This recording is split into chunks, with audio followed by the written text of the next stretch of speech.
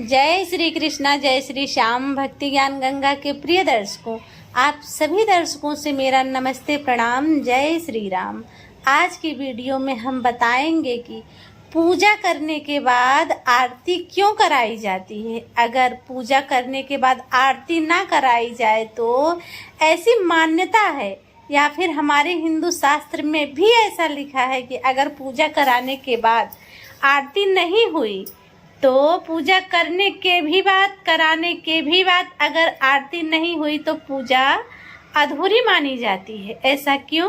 क्योंकि आरती कराने से पूर्ण रूप से भाव बन जाता है। जो भी पूजन घर में हम करें या कराएं, पंडित जी को बुलाएं, जाए जो भी जैसे भी पूजा कराएं, अगर पूजा के बाद आरती हुई तो ध्यान दीजिएगा, एक भाव बन जाता है भगवान के प्रति और उससे भगवान प्रसन्न हो जाते हैं।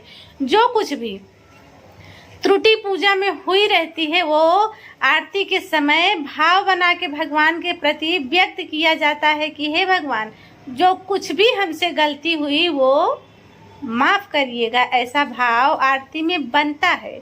और आरती करते समय शंख बजाना, घंटी बजाना यह भी जरूरी है।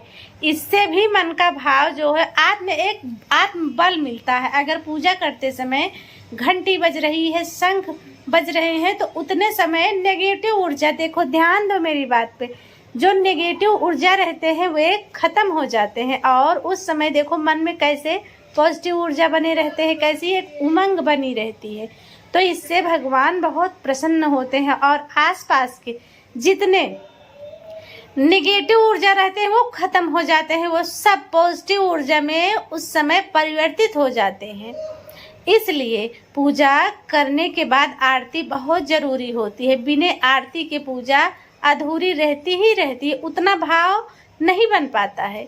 जो भाव आरती में बनता है वो भाव पूजा करते समय देखो भाव नहीं बन पाता है। इसीलिए आरती बहुत ज़रूरी होती है। और आरती सबसे पहले जब भी करें तो भगवान के चरणों से शुरू करें। जो भी देवी देवता हैं सबसे पहले उनके चरणों से शुरू करें। ऐसा हमारे शास्त्र में भी लिखा है कि आरती भगवान के पहले चरण, फिर उनके हाथ, फिर उनके मुख और फिर सिर तक, इतना पूरा आरती शुरू करें पहले चरण से और फिर सिर तक आरती घुमाएं। यही विधान है हमारे शास्त्र में।